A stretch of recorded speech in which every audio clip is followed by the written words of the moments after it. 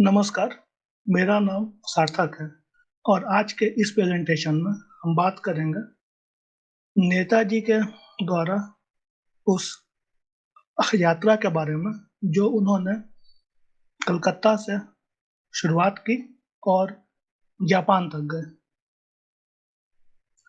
आइए इसे शुरू करते हैं।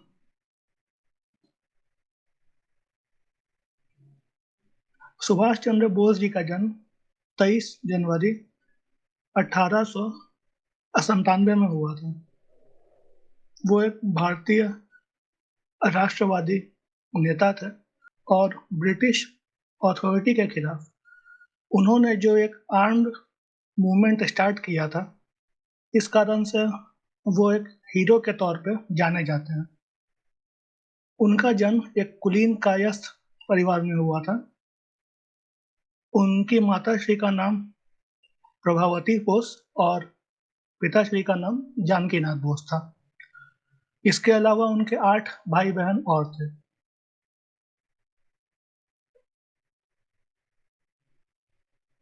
सुभाष चंद्र बोस को कांग्रेस का प्रेसिडेंट 1938 में चुना गया था, लेकिन प्रेसिडेंट होने के बाद भी क्योंकि उनकी विचारधारा महात्मा गांधी से बिल्कुल अलग थी या कहें एकदम उलट थे, तो महात्मा जी के द्वारा और जो उनके समर्थक थे उनके द्वारा उन्हें हमेशा एक विरोध का सामना करना पड़ा। फलस्वरूप एक प्रेसिडेंट होने के बाद भी वो जो भी एक उनके दिमाग में आइडियाज थे, जो वे काम करना चाहते थे, वे नहीं कर पा रहे थे। 1 साल के गतिरोध के बाद आखिरकार 29 अप्रैल 1939 को उन्होंने कांग्रेस के प्रेसिडेंट के रूप में इस्तीफा दे दिया। इसी के ठीक बाद 3 मई 1939 को नेताजी ने फॉरवर्ड ब्लॉक का गठन किया। उन्होंने जन समर्थन प्राप्त किया और एक आर्म्ड सिविल डिसओबीडियंस के लिए लोगों को प्रोत्साहित किया। बाद में कलकत्ता के हॉलवेल मॉन्यूमेंट के खिलाफ प्रदर्शन करते हुए 2 जुलाई 1940 को उन्हें गिरफ्तार कर लिया गया।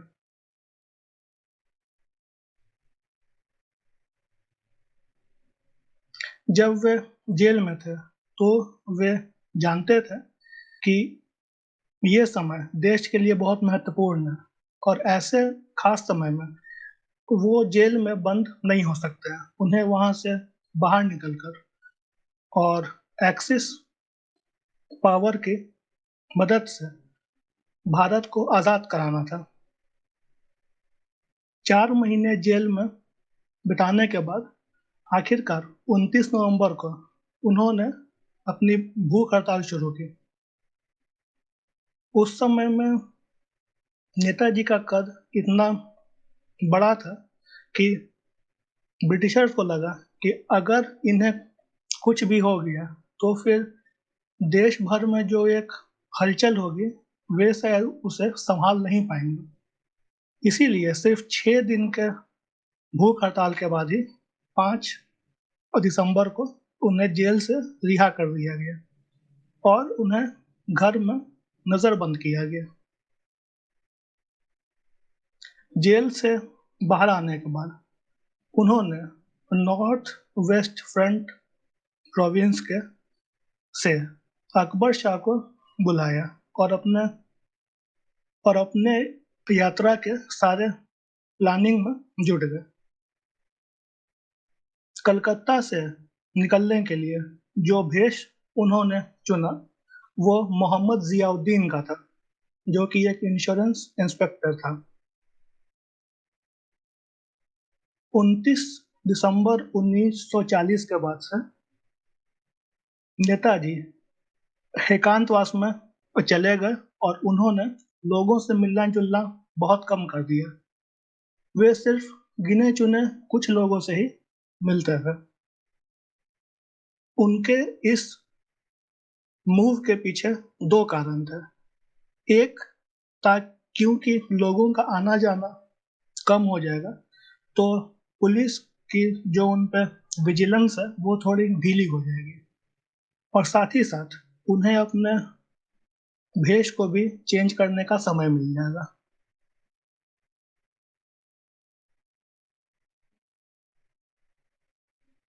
फिर आखिरकार 16 जनवरी 1941 को जियाउद्दीन यानी सुभाष चंद्र बोस अपने भतीजे शिशिर कुमार बोस के साथ ब्रिटिशर पुलिस के आंख में धूल झोंक के वहां से निकल गए।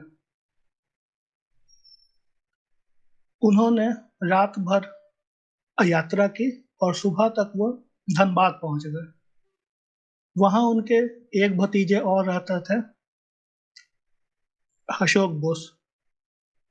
नेताजी ने अपना दिन के समय अशोक के घर में बिताया, और शाम में अंधेरा होने के बाद उसी कार से वो फिर वहां से गोमो रेलवे स्टेशन पहुंच गए। वहां पे उन्होंने कालका मेल बोर्ड किया और उसके थ्रू वो दिल्ली पहुंचे। अगले दिन दिल्ली में उन्होंने ट्रेनें बदली और फ्रंटियर मेल में चढ़ गए, जिसमें एक दिन और ट्रैवल करने के बाद वो 19 तारीख को पेशावर पहुंच गए।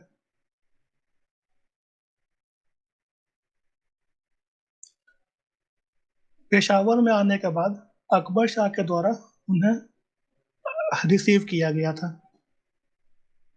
उनके पहुंचने के बाद भी अकबर शाह उनसे फेस टू फेस नहीं मिले, और बोस साहब पहले ट्रेन से बाहर निकल गए, और अकबर शाह ने उनका पीछा किया ताकि ये सुनिश्चित किया जा सके कि कोई नेताजी का पीछा नहीं कर रहा है। स्टेशन से बाहर निकल के उन्होंने टांगा लिए और ताज होटल में रहने के लिए पहुंच गए। यहाँ पे वो 2 दिन रहे, जिसमें उनके आगे का जो कठिन यात्रा होने वाला था उसकी तैयारियां की गई।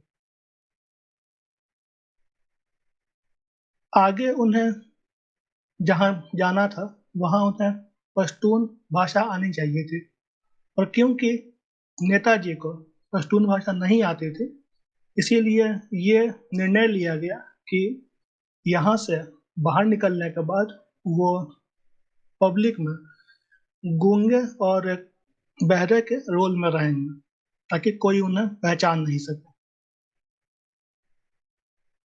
इसके बाद बहुत राउंड के डिस्कशन हुए कि आखिर उन्हें किस मार्ग के जरिए काबुल तक पहुंचाया जाए।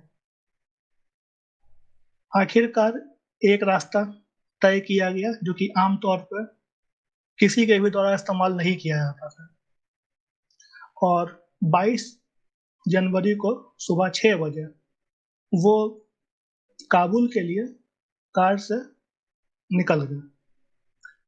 इस यात्रा में उनके साथ भगत राम तलवार उनके गाइड के तौर पर था, जिसने इस यात्रा के लिए भी अपना नाम चेंज करके रहमत खान किया था।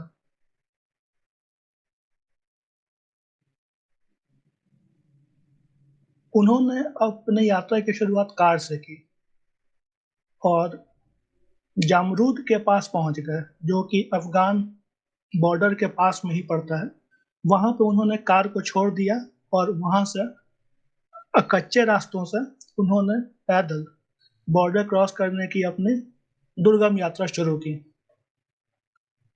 इस यात्रा में उन्होंने कच्चे पक्के रास्तों का इस्तेमाल किया, अलग अलग गांव में गए, रात में ठहरे, अलग अलग खाने का उन्होंने स्वाद लिया।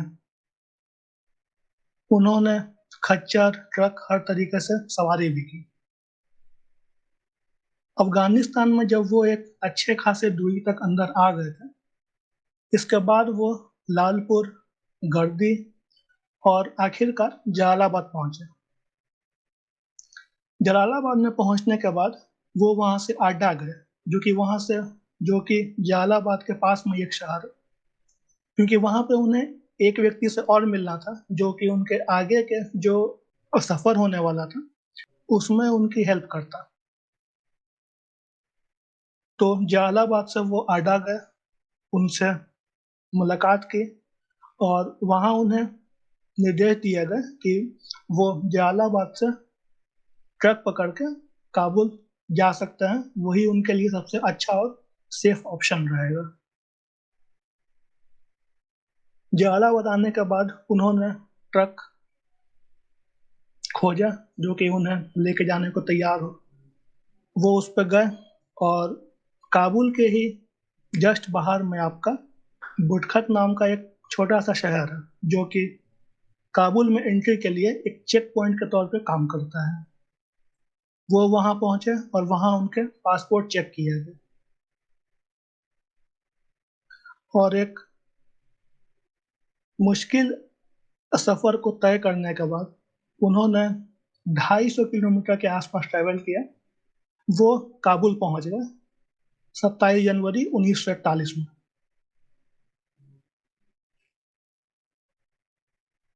काबुल में पहुंचने के बाद उन्होंने एक छोटे से सराय में एक रूम लिया जिसका एक दिन का किराया 1 इंडियन रुपी था।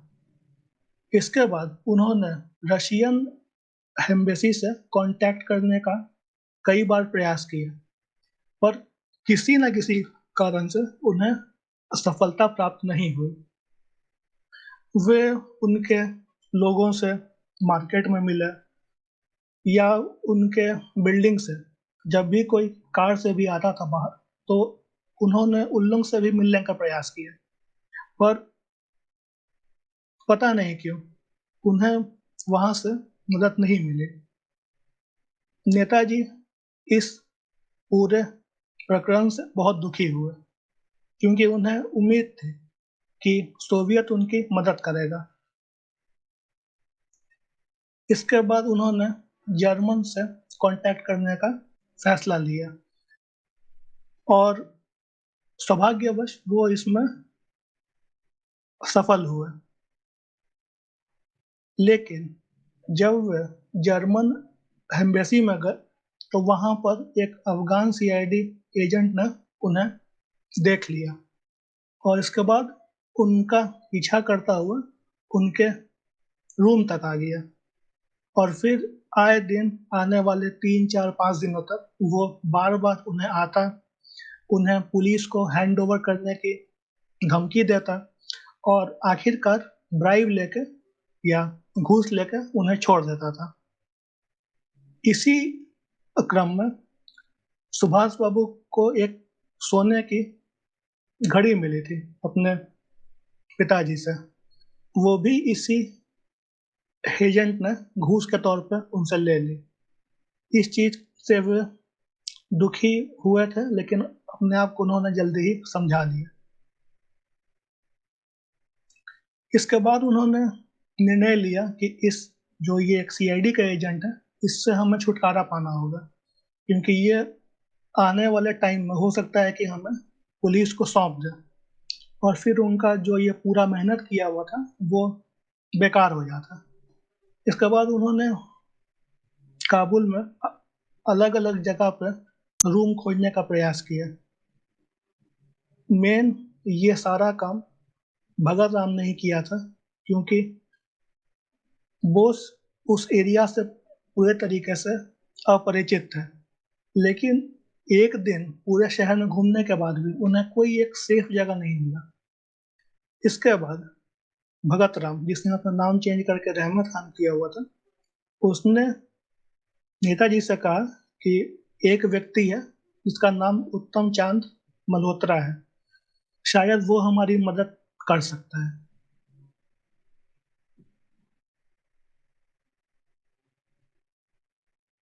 उत्तम चांद का नाम तो रहमत खान ने लिया, लेकिन पिछले करीबन 10 11 साल से रहमत खान का उससे कोई भी कांटेक्ट नहीं था।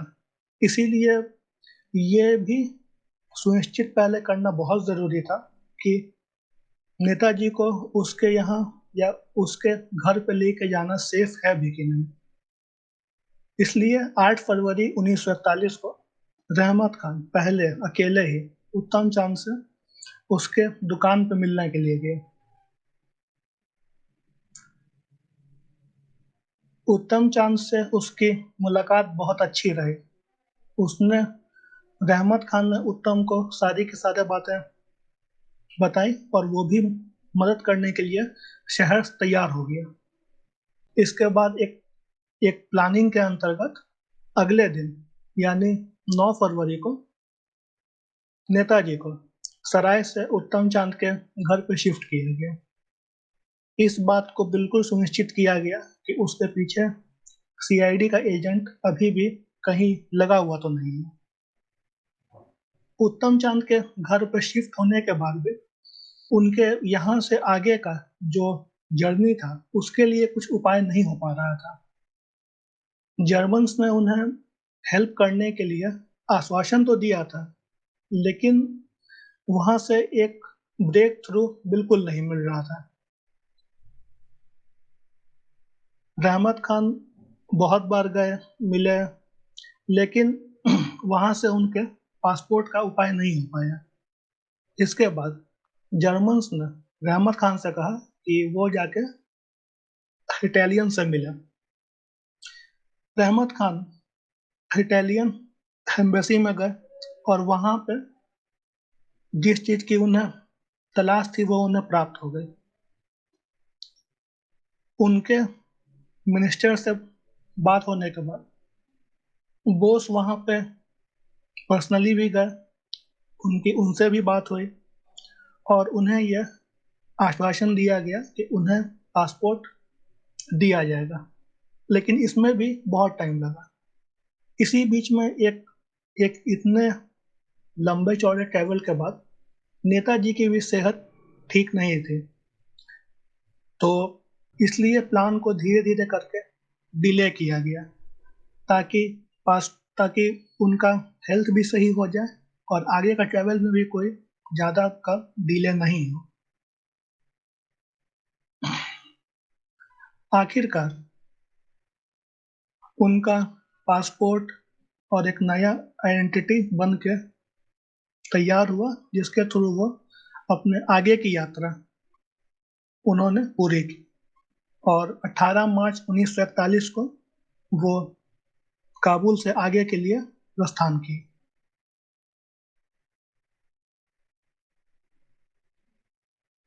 नेताजी का नया नाम था काउंट ऑर्लैंडो मजोटा और इसी नाम के साथ वो उन्होंने काबुल से समरकंद की एक कठिन यात्रा कार के थ्रू की।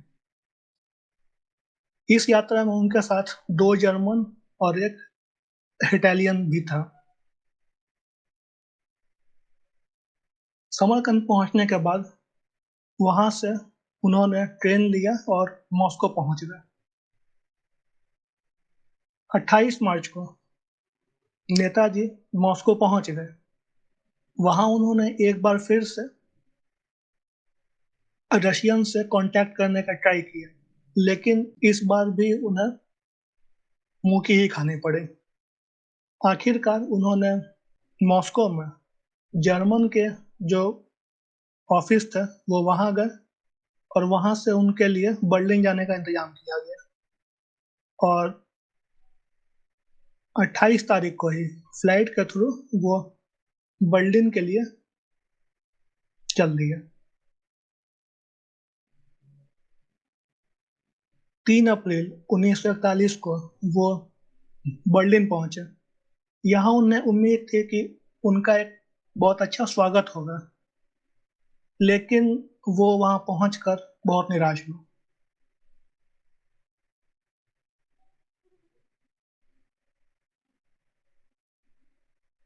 बर्लिन में पहुंचने के बाद सुभाष चंद्र बोस के बहुत सारे प्लान थे, लेकिन जर्मन सरकार कोई भी ऑफिशियल स्टांस पे उनके प्लान्स को क्रियान्वित करने के लिए तैयार नहीं थी।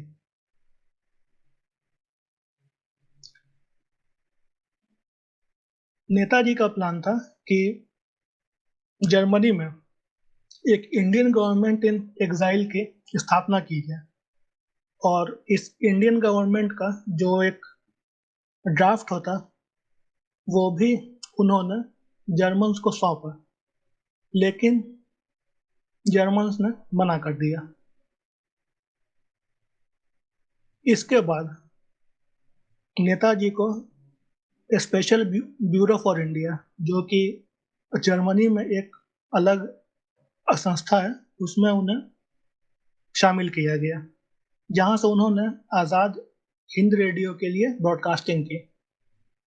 और नॉर्थ अफ्रीका में जो प्रिजनर्स ऑफ वॉर थे, यानी भारतीय सैनिक जिन्हें जर्मन सैनिक वहां से पकड़ के लेके आए थे, उन्हें अपने एक इंडियन लीजन को ज्वाइन करने के लिए उन्होंने इन इन प्रिजनर्स ऑफ वॉर से बात की और उन्हें अपने साथ जोड़ा।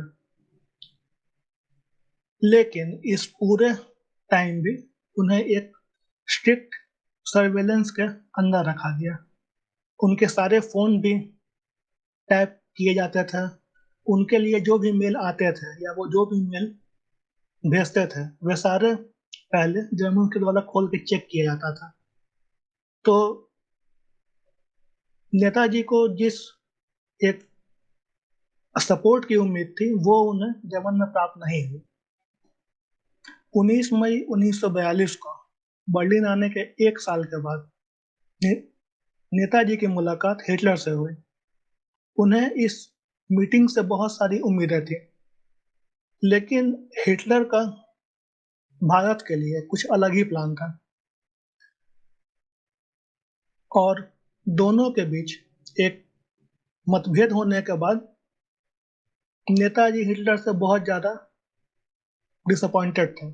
इस पूरी सिचुएशन को देखते हुए वो नए एलाइज के खोज में थे और इसमें उनकी निगाह साउथ ईस्ट एशिया में पड़ी।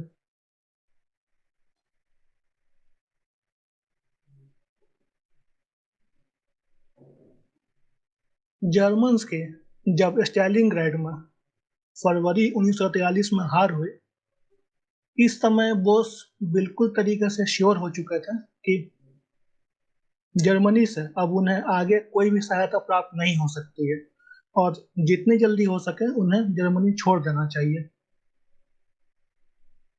तो जर्मनी से जापान के लिए वो उनके एक सबमरीन, जिसे यू बोट कहा जाता है, उसके जरिए 8 फरवरी 1943 को कील से चले।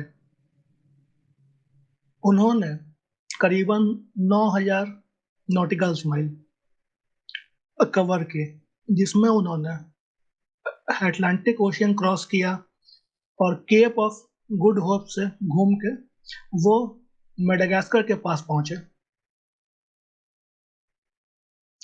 28 अप्रैल 1943 को उन्हें यू बोट से जापानीज सबमरीन I-29 में ट्रांसफर किया गया। ये इस तरह का वर्ल्ड वॉर टू के समय में एकमात्र ट्रांसफर है और जापानीज सबमरीन में आने के साथ ही उन्हें एक नई आइडेंटिटी मिली और उनका नाम चेंज होके मात्सुदा हो गया। जापानीज सबमरीन में आने के बाद उनकी यात्रा सबांग की ओर गई, जो कि इंडोनेशिया के उत्तर में एक छोटा सा द्वीप है। इस यात्रा में उन्होंने इंडियन ओशन क्रॉस किया और करीबन 3200 नॉटिकल माइल की जर्नी की। सबांग पहुंचने के बाद कर्नल यामामोटो के साथ वो फ्लाइट के जरिए 3 जून 1943 को टोक्यो पहुंच गए।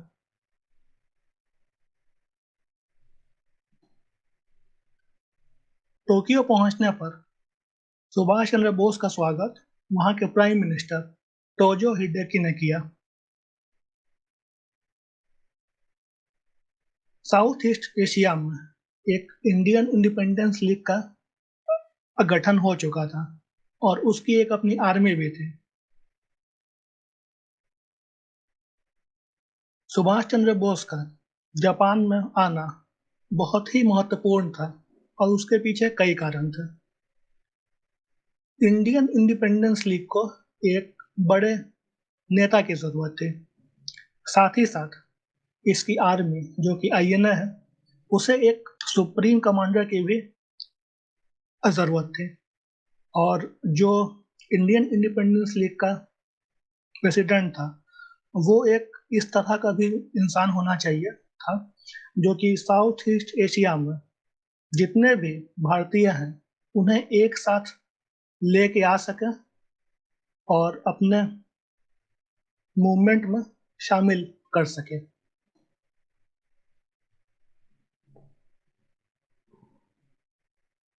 जापान में अपने महत्वपूर्ण भूमिका को समझते हुए वो टोक्यो में कुछ समय तक रहे और जापानीज ट्रेडिशन के बारे में उन्होंने कुछ कुछ सीखा।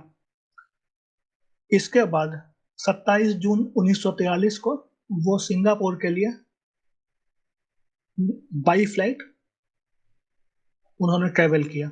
सिंगापुर में नेताजी का आगमन 2 जुलाई 1943 को हुआ था, जहां पे कि लाखों की भीड़ उन्हें देखने के लिए पहुंचे हुए थे। जो भी उनसे मिला सब उनसे प्रभावित हुए बिना रह नहीं सके। इसके बाद 4 जुलाई 1943 को इंडियन इंडिपेंडेंस लीग के मीटिंग में उन्होंने इसके लीडर का पोस्ट ग्रहण किया और इस मूवमेंट को एक नई ऊर्जा प्रदान की।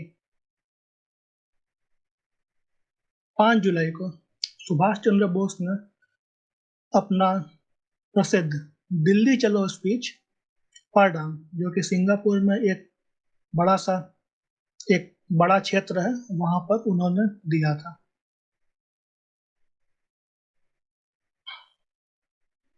आईएनए की सारी गतिविधियों को वो बहुत बारीकी से मॉनिटर किया करते थे। तरह तरह के देश में तरह तरह के लोग थे और उनके बीच में सामंजस्य बैठाना आसान काम नहीं था। बोस के आने के बाद भी उनके बीच में मतभेद रहे ही और इसके बाद नेताजी को समझ में आया कि अगर आईएनए को एक व्यवस्थित तरीके से और ठीक से काम करना है तो इसके लिए आईएनए की बागडोर उन्हें अपने हाथों में लेनी पड़ेगी। और इसी को ध्यान में रखते हुए 25 अगस्त 1943 को उन्होंने आईएनए के सुप्रीम कमांडर के तौर पर पोस्ट ग्रहण किया।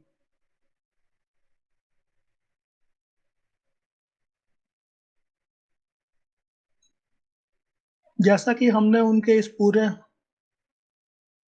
यात्रा को देखा जो उन्होंने कलकत्ता से शुरू की और पेशावर, काबुल, मॉस्को, बर्लिन और टोक्यो से होते हुए वे आखिरकार सिंगापुर पहुंचे, जहां उन्होंने आईएनए का कमांड लिया।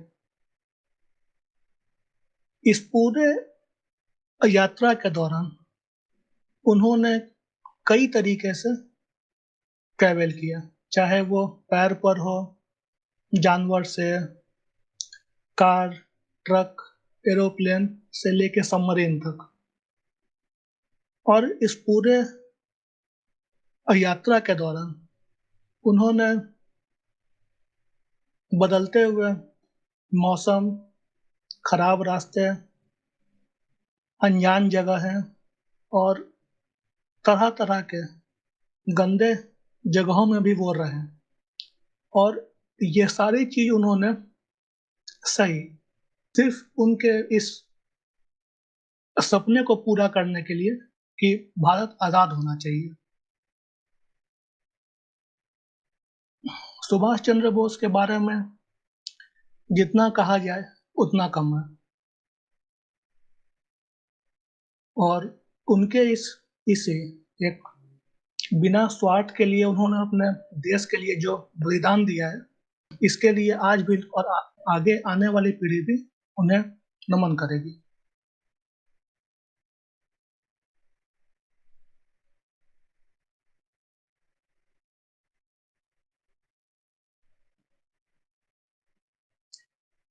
प्रेजेंटेशन को देखने के लिए आपका बहुत बहुत धन्यवाद।